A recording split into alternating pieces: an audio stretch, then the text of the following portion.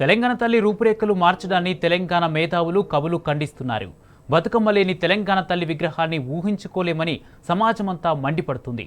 కాంగ్రెస్ ప్రభుత్వం తెలంగాణ సంస్కృతి చరిత్రపై దాడి చేస్తున్నదన్న ఆగ్రహం వ్యక్తమవుతుంది. ముఖ్యంగా తెలంగాణ తల్లి రూపం మార్పుపై కవుల స్పందనను హన్మకొండ నుంచి మా ప్రతినిధి రవికాంత్ అందిస్తారు. తెలంగాణ తల్లి రూపురేఖలను మార్చడమే కావచ్చు, గతంలో తెలంగాణ రాజముద్రల నుంచి కాకతీయ కళాతోరణం చార్మినార్ను తొలగిస్తామన్న ప్రకటనలే కావచ్చు, మొత్తంగా తెలంగాణ అస్తిత్వం పైన, తెలంగాణ సాంస్కృతిక వైభవం పైన ఒక దాడి జరుగుతున్న అంశం మాత్రం తెలంగాణ పౌర సమాజం అంతా గమనిస్తున్న పరిస్థితి మనం ప్రస్తుతం చూస్తూ ఉన్నాము. మనతో పాటు ఈ అంశాల మేము మాట్లాడడానికి, ముఖ్యంగా తెలంగాణ తల్లికి సంబంధించినటువంటి విగ్రహంలో మార్పులకు సంబంధించి మాట్లాడడానికి కావచ్చు, ఇతర అంశాల మీద మాట్లాడడానికి మనతో పాటు మాట్లాడడానికి వరంగల్కి సంబంధించినటువంటి ప్రముఖ కవులు విద్యార్థి గారు సిరాజుద్దీన్ గారు ఉన్నారు. మొదటగా విద్యార్థి గారితో మాట్లాడదాం. విద్యార్థి గారు, ఇవాళ తెలంగాణ తల్లి రూపురేఖలను మార్చడం, ఆ తల్లి రూపురేఖలకు సంబంధించి మీరు ఏం గమనించారు, ఏం చెప్తారు? బతుకమ్మ అనేది ఇప్పుడు ఈ విగ్రహంలో మిస్ అయిపోయింది. బతుకమ్మ బతుకు ఇప్పుడు కాదు, నేను ఇప్పుడు 80 ఏళ్ళ వాడిని. నా చిన్నతనంలో కూడా 2 ఏళ్ళ 3 ఏళ్ళ వయసులో కూడా గమనించాను. పూర్వము ఈ రజాకారులకు విరుద్ధంగా, తర్వాత ఆ ప్రభుత్వానికి, నైజాం ప్రభుత్వానికి వ్యతిరేకంగా పోరాటం చేసినటువంటి మన పూర్వీకులు బతుకమ్మని సింబల్గా తీసుకున్నారు. ఆడవాళ్లే కాదు, మగవాళ్ళు కూడా ఆడినట్టు నేను చూశాను. So Bathukamma Telangana symbol. అందుకోసం బతుకమ్మ మన తెలంగాణ సంస్కృతిలో, మన తెలంగాణ జీవితంలో తప్పనిసరిగా ఉండవలసిన సింబల్. ఫిలాసఫీ అది. బతుకును ఆరాధించడం. మనం వందల సంవత్సరాలుగా ఎన్నెన్నో పోరాటాలు జరిగినాయి. బతుకు విషయంలో పోరాటం చేయడం అనేది ఉన్నది కనుక బతుకమ్మ చాలా ముఖ్యమైన విషయము. అది లేకపోవడం కొంచెం అసంతృప్తిగా ఉంది. కొంతమంది బతుకమ్మ తెలంగాణ మొత్తం అందరికీ తెలియంది కాదనే విధంగా కూడా ప్రచారం చేసే ప్రయత్నం చేస్తా ఉన్నట్టు చెప్తారు. అట్లా కాదు, బతుకమ్మ అనేది తెలియకపోవడం అనేది లేదు. ఇప్పుడు కొత్తగా బతుకమ్మను పండుగలు చేసుకోవడం అనేది కొత్తగా పుట్టింది కాదు. 10 ఏళ్ళ కిందనో, 20 ఏళ్ళ కిందనో, 30 ఏళ్ళ కింద పుట్టింది కాదు. నా చిన్నతనంలో చూశాను. మగవాళ్ళు, ఆడవాళ్ళు ఒకవైపు, మగవాళ్ళు కూడా బతుకమ్మ ఆడము. ఎందుకు ఆడినరు? తమలో ఉత్తేజం కల్పించుకొని ఉద్యమం చేయడం కోసం. ఈ దుర్మార్గమైనటువంటి గత ప్రభుత్వాలను, ముఖ్యంగా ఈ రజాకారులను ఎదిరించడం కోసం వీళ్ళు ఆడడం నేను స్వయంగా కళ్ళతో చిన్నపిల్లవానిగా చూశాను. అందుకోసం ఇప్పుడెప్పుడూ పుట్టింది కాదు. బతుకమ్మ మనకు తరతరాలుగా మన తెలంగాణ సంస్కృతిలో ఉన్నటువంటి దేవత. మరోవైపు అంటే ఏ రాష్ట్రానికి సంబంధించినటువంటి ఆ రాష్ట్ర తల్లి కావచ్చు, దేవత కావచ్చు, చూస్తే కిరీటాలు ఉంటా ఉన్న పరిస్థితి. ముఖ్యంగా తెలంగాణ తల్లి వచ్చేటప్పటికి సామాన్యురాలు, తెలంగాణకు సంబంధించినటువంటి సామాన్యమైన మహిళ ఎలా ఉంటుందో అలా రూపొందించామని చెప్పే ప్రయత్నం చేస్తూ ఉన్నారు. అంటే తెలంగాణ తల్లిని దేవతగా కొలవద్దా, సాధారణమైన మహిళగానే ఉండాల్సినంత అవసరం ఏమొచ్చిందంటే ఏం చెప్తారు?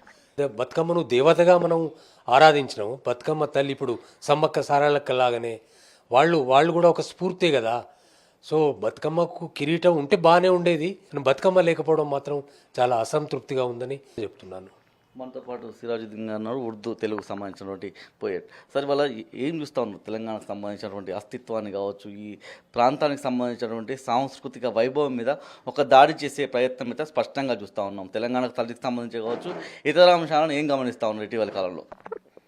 సంస్కృతి అంటే నా దృష్టిలో దాన్ని ఉర్దూలో తహజీబ్ అంటారు, కల్చర్ అనుకుందాం. అసలు సంస్కృతి అంటే మనను ప్రతిబింబించేదిగా ఉండాలి. తెలంగాణ తల్లి అంటే బతుకమ్మ మాత్రమే. ఆ రకమైన భావాజాలంతో పెరిగిన వాళ్ళము. ఈరోజున అకస్మాత్తుగా కొత్త విగ్రహం అంటూ అందులో కనీసం ఆపాటి బతుకమ్మ కూడా లేకపోతే రాష్ట్ర ప్రజలందరూ మదనపడాల్సిన అంశం అయితే మదన పడుతున్నారు కూడా. తెలంగాణ గీతం అది రాష్ట్ర గీతమా లేక రాజకీయ గీతమా? అందశ్రీ గారే రాసిన గీతం కావాలి అనుకోవడం వారి ఇష్టం, వ్యక్తిగతం. ఆ గీతం వాడుతుంటే తెలంగాణ వాసులందరూ ఆనందంతో పులకించిపోవాలి. అట్లా ఉన్నది. అది రాసిన ఆయన స్వయంగా ఉద్యమం కోసం రాసిండండి. అది రాష్ట్రం కోసం రాయబడలేదు. అది ఉద్యమ గీతం మాత్రమే. దాని తెలంగాణ రాష్ట్ర గీతం అని జబర్దస్తిగా తీసుకొచ్చి పెడితే అందులో లోపాలు ఉన్నాయి. ఆ లోపాలను సవరించుకోవాల్సిన అవసరం ప్రభుత్వానికి ఉండే. తెలంగాణ తల్లి అని పెట్టినరు, దేనికి తార్కాణం ఆమె? ఆ చెయ్యి చూయించారు ఒక చేతిలో, అంటే అక్కడ అందులో ఎక్కడ తెలంగాణ తల్లి అనిపిస్తున్నదా అన్నది నా ప్రశ్న. ఒక కంకి తప్ప దేన్ని చూసి మేము తెలంగాణ తల్లి అనుకోవాలి? మేము అభయ హస్తం అని మీరు అనుకుంటారు కావచ్చు, కొన్ని రాష్ట్రాలలో ఉన్నది కదా అభయ హస్తం, దేవతలకు ఉంటుంది కదా అని. కానీ ప్రధానంగా పార్టీ పరంగా చర్చలు నడుస్తున్న సందర్భంలో ఆ చెయ్యి ఒక పార్టీకి దగ్గర ఉంటుంది కాబట్టి అది పెట్టాల్సింది కాదు. ఈ తల్లిని కూడా మారుస్తాం, ఈ గీతాన్ని కూడా మారుస్తాం అన్నప్పుడు రాష్ట్ర ప్రజలందరూ మదనపడాల్సిన పరిస్థితి, బాధపడాల్సిన పరిస్థితి. అలాంటి సిగ్గుపడాల్సిన దశ రాకుండా రాష్ట్రానికి, రాష్ట్ర ప్రజలకు దయచేసి ప్రభుత్వం ఆలోచిస్తే బాగుంటుందన్నది నా అభిప్రాయం. సార్, గతంలోనూ ఏదైతే తెలంగాణ రాజముద్రలో నుంచి కాకతీయ కళాతోరణాన్ని, అదేవిధంగా చార్మినార్ను తొలగించే ప్రయత్నం చేశారు. దానికి రాజులకు గుర్తులుగా అట్లాంటివి ఉన్నాయని చెప్పే ప్రయత్నం చేశారు. ముఖ్యంగా మీరు ఒక కవిగా ఎట్లాంటి సూచన చేస్తారు? హైదరాబాద్కు మూల గుర్తింపు చార్మినారే.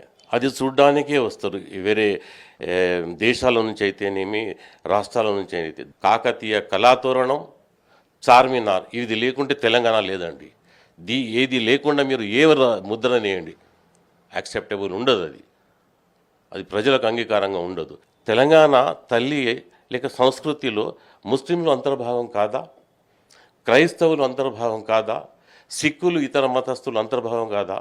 ఆమెను ఒక సంస్కృతి, ఒక దేవతగా చూపించినప్పుడు ఆ తల్లిలో ఒక ముస్లింగా నేను కూడా నా తల్లిని చూసుకోవాలి. అదర్వైజ్ ఆమె నాకు తల్లి కాదు అనే ఒక భావన నాకు వచ్చినప్పుడు అది తప్పకుండా ప్రభుత్వం తప్పవుతుంది.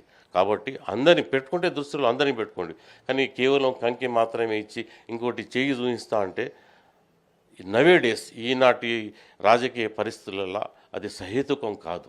ఇది మొత్తంగా చూస్తే తెలంగాణ సాంస్కృతిక వైభవం పైన జరిగే దాడి మీద మేధావి వర్గం కావచ్చు, కవుల అభిప్రాయంగా ఇది మనం చూడాల్సి ఉంటుంది. కెమెరా పర్సన్ సంజీవ్తో రవికాంత్, న్యూస్, హన్మకొండ జిల్లా.